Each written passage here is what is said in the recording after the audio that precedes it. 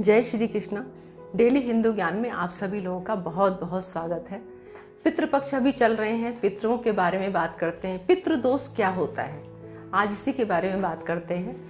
पितृ मतलब हमारे जो पूर्वज हैं, पितृगण हैं, जो इस धरती पे अब नहीं है, तो उनके द्वारा क्या दोष लगता है जिससे वजह से हम लोगों को बहुत परेशानी होती है। पितृदोष दो तरह से होता है। पहला दोष जो पितरों के कर्म, जो उनके किए गए कार्य हैं, उसके द्वारा हम लोगों को मिलता है, हम लोगों को लगता है। जैसे कि जो हमारे पितृ थे, जो हमारे पूर्वज थे, वो हमारे फादर, दादा या उनके मतलब उनके फादर, परदादा, ऐसे कई पीढ़ियों का मतलब काउंट होता है, उनकी गिनती की जाती है पितरों में। यानी कि 4 से 6 पीढ़ी, 10 पीढ़ी जो भी आगे के पितृ हमारे हैं, उनकी सबकी काउंटिंग, उनके सबके कर्म जो होते हैं, उससे ये दोष लगता है।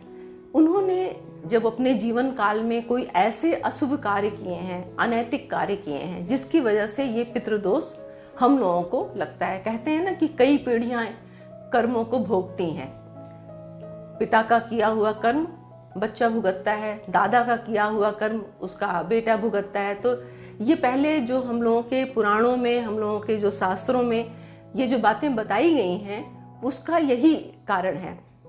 तो जो वो उन्होंने जो भी कर्म किए हैं, अशुभ कर्म, खास करके जो अशुभ कर्म, अनैतिक कर्म जो करते हैं, और वो इस धरती से चले जाते हैं, तो उनके कर्मों का फल हम लोगों को भुगतना पड़ता है।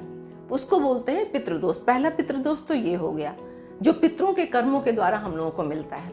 दूसरा पितृदोष ये है कि जो हम लोग उनके लिए करते हैं, वो कर्म जो हमारे कर्म होते हैं, जैसे कि जो पितृ हमारे इस धरती पर अब नहीं है, उनके लिए हम अच्छी बातें नहीं करते हैं, हमेशा उनको कोसते रहते हैं, हमेशा उनको बुरा भला कहते हैं, या फिर उनकी जो प्रॉपर्टी है, जो चीज़ें वो छोड़ के गए हैं, उसके लिए हम लड़ाई झगड़ा करते हैं। उनकी परंपराएं, जो कुल देवी देवता हैं, उनकी पूजा करना, उनकी सांस्कृतिक जो परंपराएं हैं, कुल रीति जो है, उसको हम नहीं निभाते हैं। जो हमारे दादा परदादा जो उनकी कुल रीति थी, उसको हम परंपरा को, जो कि आजकल बहुत कॉमन सी बात है, आजकल सब लोग इस चीज को मानते ही नहीं है, तो ये जब हम उस परंपरा को आगे नहीं बढ़ाते हैं, कुल देवी की पूजा पाठ नहीं करते हैं, तो ये जो दोष होता है, ये हम लोगों के कर्मों के द्वारा होता है। जैसे हमारे पहले के पूर्वज जो थे, उन्होंने कोई ऐसा सांप को मार दिया या किसी जानवर को मार दिया, या कोई ब्रह्म हत्या हो गई उनसे, जाने अनजाने जो भी होता था, तो उसका भी दोष लगता है। अब ये दोनों तरह का आपको बताया कि ये 2 तरह के पितृदोष हमें लगते हैं। कोई पेड़, जैसे कि बरगद का पेड़, पीपल का पेड़, पेड़ को, हरे पेड़ को, खास करके हरे पेड़ को हमें कभी भी भूल के भी नहीं काटना चाहिए, उससे हमें पितृदोष लगता है। तो ये सब बातों का पहले के जो लोग थे वो समझते भी थे, और जब हम लोग को इस चीज को डीप में समझेंगे, तभी हम इस पितृपक्ष को अच्छी तरह से समझ पाएंगे। अक्सर आजकल की जो जनरेशन है वो यही कहती है, पितृपक्ष से क्या होता है, पितरों को ऐसा करने से क्या होता है, क्यों हम मनाएं पितृपक्ष को क्यों मनाएं।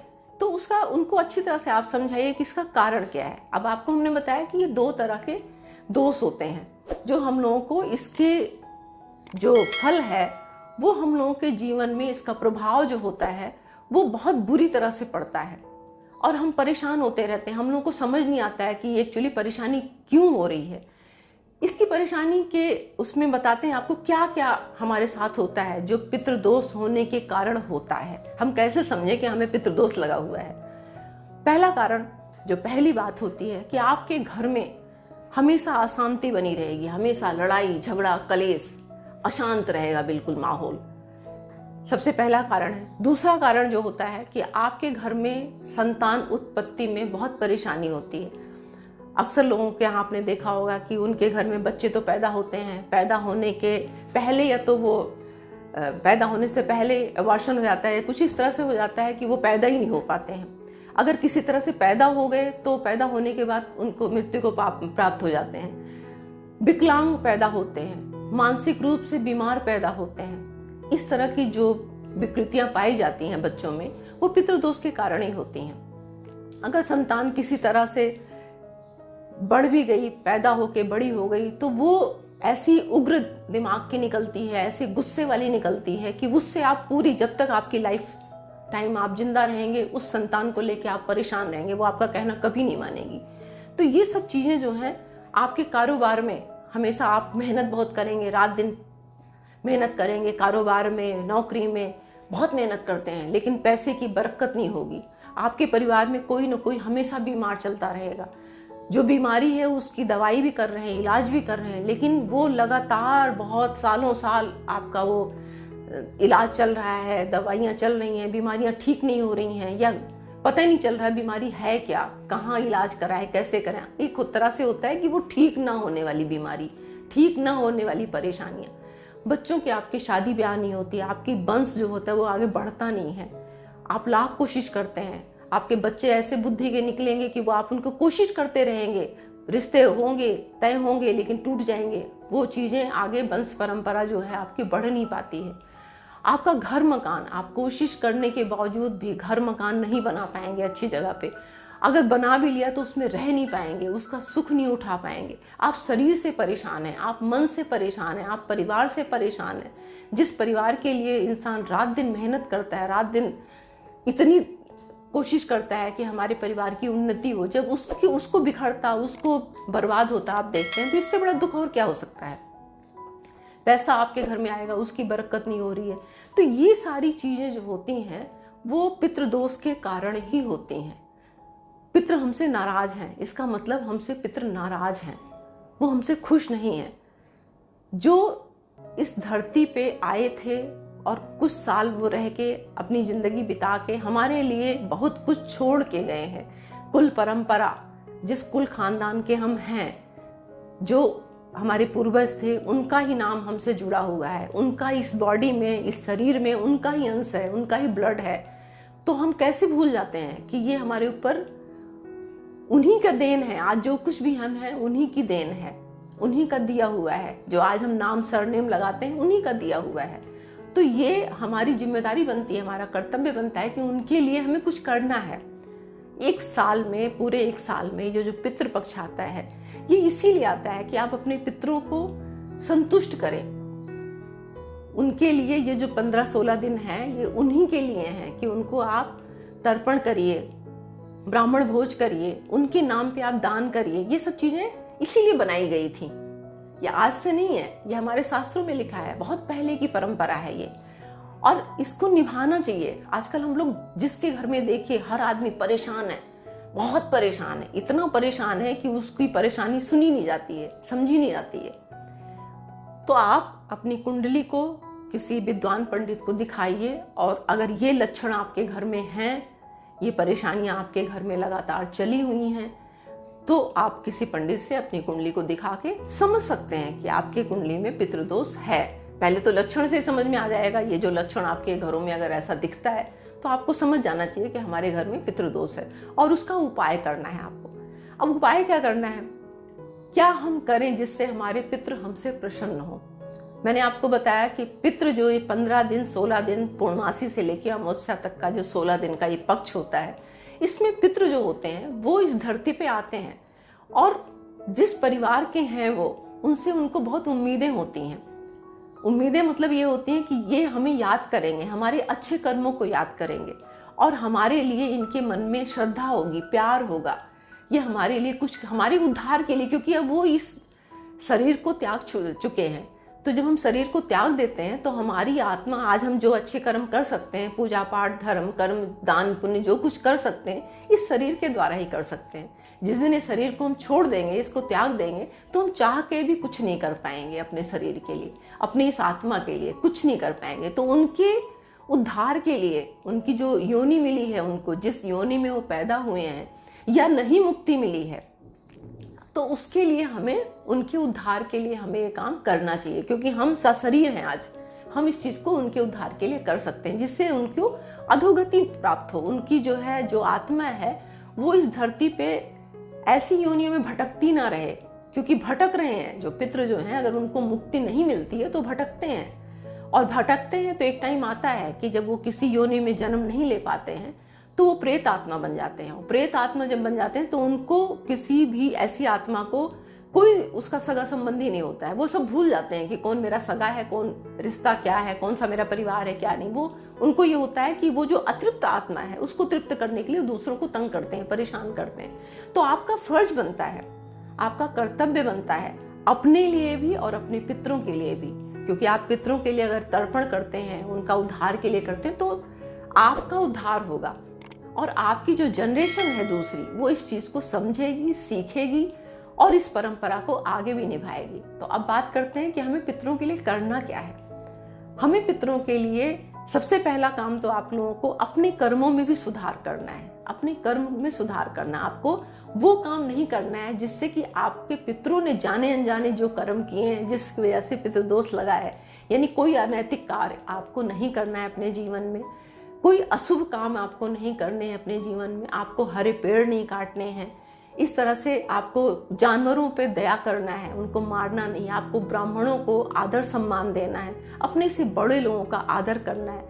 एक और बात मैं यहाँ बताना चाहूंगी जो कि बहुत ज्यादा कॉमन है, जो देखने में आती है कि लोग दूसरों का, खास करके कोई विधवा औरत है, कोई असहाय है, वो किसी भी कास्ट के पर्सन हो सकता है, आपका सगा संबंधी भी हो सकता है, उसका जब हक लेते हैं, हक यानी कि उसका हिस्सा जो होता है, जमीन जायदाद प्रॉपर्टी, जब उसका किसी का हिस्सा हम जानबूझ के हड़प लेते हैं, हम कोशिश करते हैं कि भाई ये हमें मिलना चाहिए, इसको हम हड़प लेते हैं, उसके हिस्से का इस्तेमाल करते हैं और ले लेते हैं, तो दूसरे की आत्मा दुखी होती है।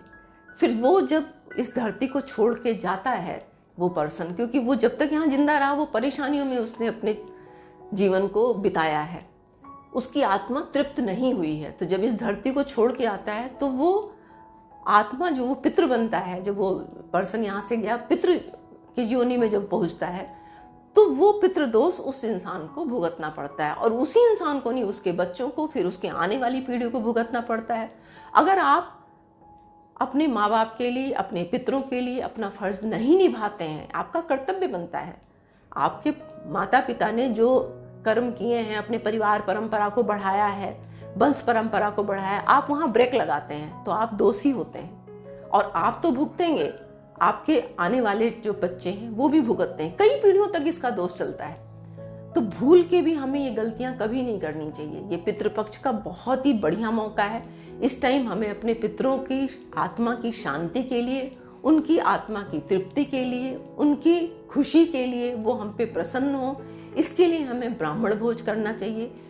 एक होता है श्राद्ध तिथि, जिस दिन आपके पूर्वज, आपको पता है कि भी हमारे पूर्वज प्रतिपदा को, उनकी जो है शरीर को त्यागा है उन्होंने, या पूर्णमासी को त्यागा है, या चतुर्थी को त्यागा है।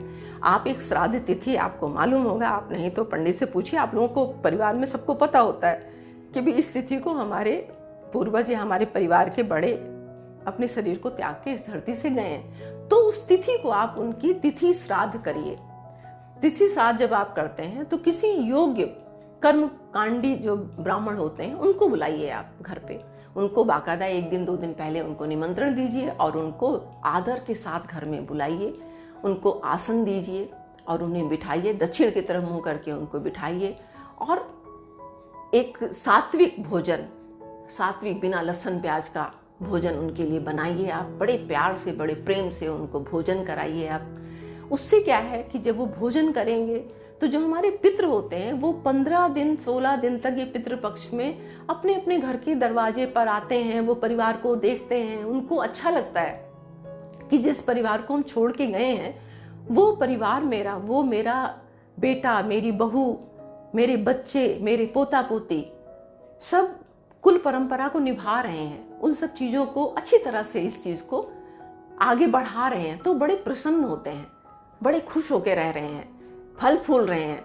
तो जब हमारे लिए उनके दिल में प्रेम है, प्यार है, हमें अच्छी तरह से याद करते हैं, अच्छे भाव से याद करते हैं, ऐसा जब वो देखते हैं तो बड़े प्रसन्न होते हैं और फिर वो आपके परिवार को, आपके घर को आशीर्वाद दे के जाते हैं। और जब उनका आशीर्वाद हमें मिलता है तो हमारा घर बहुत ज़्यादा खुशियाँ आती हैं और खूब फलता फूलता है। ये जो परेशानियाँ हमने, जो दोष बताए, पितृदोष, इनसे हम मुक्त होते हैं।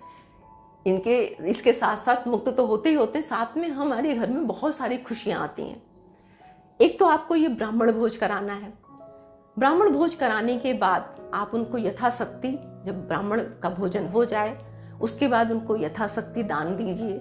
उनको वस्त्र दे सकते हैं, उनको अन्न दान दे सकते हैं, आप उनको फल का दान दे सकते हैं, उनको दान दीजिए। उसके बाद आप उनको टीका करिए, उनको दान दक्षिणा दीजिए। उसके बाद उनके चरण स्पर्श करके फिर उनको विदा करिए। विदा करने के लिए उनको घर के बाहर तक जाइए, मतलब सम्मान से ही, जैसे हमारे रिश्तेदार आते हैं ना तो हम उनको छोड़ने के लिए बाहर तक जाते हैं, उनको इज्जत से विदा करते हैं, ऐसे आप उनको प्रेम से विदा करिए।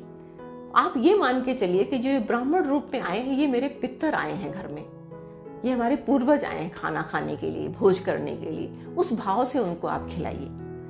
तो ये आप कर सकते हैं। इसके साथ साथ जिस दिन उनकी श्राद्ध तिथि है उस दिन आप जाके गरीबों को, जो गरीब हैं, बेसहारा हैं, किसी भूखे को आप भोजन करा सकते हैं, उनको फल खिला सकते हैं, उनको पैसों से आप उनको दान कर सकते हैं, उनको वस्त्र दान कर सकते हैं। इस तरह से आप कर सकते हैं। इससे भी पितृ बहुत पसंद होते हैं। कोई मजबूर है जिसके पास पैसा नहीं है, बहुत लंबे टाइम से वो बीमार चल रहा है, बिल्कुल बेसहारा है, उसको आप दवा करा सकते हैं, उसको दवा दे सकते हैं खरीद के। ये भी एक तरह का बहुत अच्छा दान माना जाता है। आप ये कर सकते हैं। इसके साथ साथ आपको जिस दिन उनका श्राद्ध हो उस दिन शाम के टाइम, श्राद्ध करने के बाद जब आप श्राद्ध करते हैं, जिस दिन भोजन कराते हैं ब्राह्मणों को, उसके बाद दोपहर को, सबसे पहली बात, दोपहर का जो टाइम होता है ये पितरों का टाइम माना गया है। सुबह देवताओं का टाइम होता है, पूजा पाठ अर्चना का। दोपहर का टाइम पितरों का माना गया। शाम को देवी का टाइम, लक्ष्मी जी का टाइम माना गया, संध्या बंदन का टाइम माना गया है। तो जब भी आप ब्राह्मण भोजन कराएं, ब्राह्मण ब्राह्मणी जो भी आपके, जैसे अगर आपकी माता श्री गई हैं इस दुनिया से तो आप ब्राह्मणी का भोजन कराइए लेडीज को। अगर जेंट्स का श्राद्ध है तो आप किसी जेंट्स ब्राह्मण को बुला के उनको भोजन कराइए। तो दोपहर को जब आप उनको भोजन कराते हैं तो तर्पण उन्हीं के द्वारा आप अपने पितरों का तर्पण कराइए। तर्पण में काला तिल, चावल, दूध, गंगा जल, ये चीज जरूर होनी चाहिए। तो आप विधि विधान से कुशा जरूर होनी चाहिए, कुशा जो पहन के उसके बाद ये आपको तर्पण करना है। तर्पण करने के बाद दोपहर को ही आपको पीपल के वृक्ष में ये जो तर्पण किया है ये जल ले आके डालना है। तिल वाला, चावल वाला, गंगा जल, दूध, ये जो तर्पण किया है इसको ले आके आपको डालना है। अब आपने ब्राह्मण भोजन करा दिया, उनको विदा कर दिया। उसके बाद शाम को उसी पीपल के पेड़ के नीचे जाके आपको सरसों के तेल का दिया जो है वो जलाना है। इससे पितृदेव बहुत प्रसन्न होते हैं और अपना पूरा आशीर्वाद आपको दे के जाते हैं और आप पूरे साल फलते फूलते हैं, खूब खुशियां आती हैं आपके घर में। अगर आपके कुंडली में पितृदोष है और बहुत ज्यादा पितृदोष है, आप बहुत परेशान हैं, सालों साल आपके घर में खुशियां आती ही नहीं है, दरवाजे पे किसी तरह से घर में घुसती ही नहीं है, तो आप किसी गरीब कन्या का पूरा विवाह करा सकते हैं, उसका खर्चा विवाह का पूरा उठा सकते हैं। या अगर पूरा नहीं उठा सकते हैं तो कुछ सहयोग कर सकते हैं उसमें जो है। आपके पास अगर पैसों का बहुत ज्यादा अभाव है, आप इस काबिल नहीं है, सामर्थ्य नहीं है कि ब्राह्मण भोजन करा सकें या इस तरह से पितरों का श्राद्ध कर सकें, इतना सामर्थ्य आपके अंदर नहीं है, तो आप पितरों की आत्मा की शांति के लिए जो भगवत गीता है, गीता का 7वें अध्याय का पाठ आप संकल्प लीजिए। पितरों के आत्मा की शांति के लिए 7वें अध्याय का पाठ आप उस दिन कर सकते हैं। पूरे 15 दिन भी आप कर सकते हैं। ये बहुत ही सरल उपाय है लेकिन बहुत ही ज्यादा फायदेमंद है। इससे पितरों की आत्मा की शांति मिलती है। वो जहां भी हैं, जिस जगह भी हैं, उनकी आत्मा का उद्धार होता है। अगर किसी भी योनि में है तो वो चीज उनको मिलती है और उससे उनको आत्मबल मिलता है, उनकी जो आत्मा है उसको बल मिलता है और उनका कल्याण होता है। क्योंकि वो अपना कल्याण खुद नहीं कर सकते हैं, अपनी आत्मा का उद्धार खुद नहीं कर सकते हैं, वो आश्रित हैं, हम ही लोगों के ऊपर आश्रित हैं। हम लोग जब उनको कुछ देते हैं तब उनकी आत्मा इस लोक से उठ के और ऊपर अधोगति को जाती है। तो ये सब बातें आप लोग अपने पितृ पक्ष का महत्व जो है बहुत ज्यादा है, इसको समझिए और इसको करिए। इस दोष से आपको अपने पूरे परिवार को बचाना है। पितृदोष जब लग जाता है तो वो बहुत ही कई पीढ़ियों तक नहीं खत्म होता है, लगातार, क्योंकि आपने गलती किया, आपके पूर्वज जो थे उन्होंने गलत काम किया, जाने अनजाने किया, जो भी था, उन्होंने नहीं समझ थी, उन्होंने किया। आप भी उसी गलती को दोहरा रहे हैं और आपके बच्चे फिर आपसे वही चीज सीख रहे हैं, तो वो भी वही गलती दोहरा रहे हैं। क्योंकि अगर हम आज हैं तो हम अपने पितरों के लिए कर रहे हैं। अगर आपके बच्चे जो हैं वो आगे नहीं शादी ब्याह करते, उनका वंश वृद्धि नहीं होती है, तो फिर आगे कौन करेगा इस चीज को। तो ये बहुत जरूरी है, ये एक तरह से पितृ ऋण है हमारा जो हमें उतारना है। और अगर हम ये चीज नहीं करते हैं तो बार बार हम इस धरती पे जन्म लेते रहते हैं और हमें मुक्ति नहीं मिलती है। हमारा उद्धार कोई भी नहीं कर सकता है। तो प्लीज प्लीज प्लीज इस चीज को आप लोग समझिए और जरूर करिए। पितृपक्ष में अपने पितरों की आत्मा की शांति के लिए ये सब कार्य जरूर करिए। जितनी सामर्थ्य है आपके अंदर, नहीं सामर्थ्य है, आप उनको जल दे सकते हैं। 15 दिन आप उनको जल दे सकते हैं। आप अपनी अंजलि में जल भर के, तिल और गंगा जलीय भर के, और पूरे खुले मन से आपको बड़े प्यार से उनको तर्पण करिए। आप वो जल से भी प्रसन्न हो जाते हैं क्योंकि उनकी आत्मा तृप्त होती है। जब तृप्त होती है तो आत्मा तृप्त होगी तो अपने आप आशीर्वाद निकलेगा। ये तो आप लोगों को पता ही होगा ना कि किसी की आत्मा जब खुश होती है तो दिल से आशीर्वाद निकलता है। वो जो निकलता है वो लगता भी है। तो आप बहुत बड़ी परेशानियों से, जो आपके घर में अशांति, कलेश, लड़ाई झगड़ा बहुत घरों में जो होता है, पितृपक्ष में आपको मांस, मदिरा, दारू, शराब ये सब कुछ नहीं पीना चाहिए, ये सब कुछ नहीं खाना चाहिए। बहुत ही ये टाइम हमें अपने पितरों को याद करने का है। जो कुछ करिए श्रद्धा से करिए, प्रेम से करिए। तो आज मैं अपनी वाणी को यहीं विराम देती हूँ। आशा करती हूँ कि आप लोग इस चीज़ को समझेंगे और अपने जीवन में उतारेंगे और अपने आने वाली पीढ़ी को भी समझाएंगे इस चीज़ के लिए, और इस दोष से मुक्त होंगे। मिलती हूँ एक नई जानकारी के साथ नई वीडियो में। तब तक के लिए नमस्कार।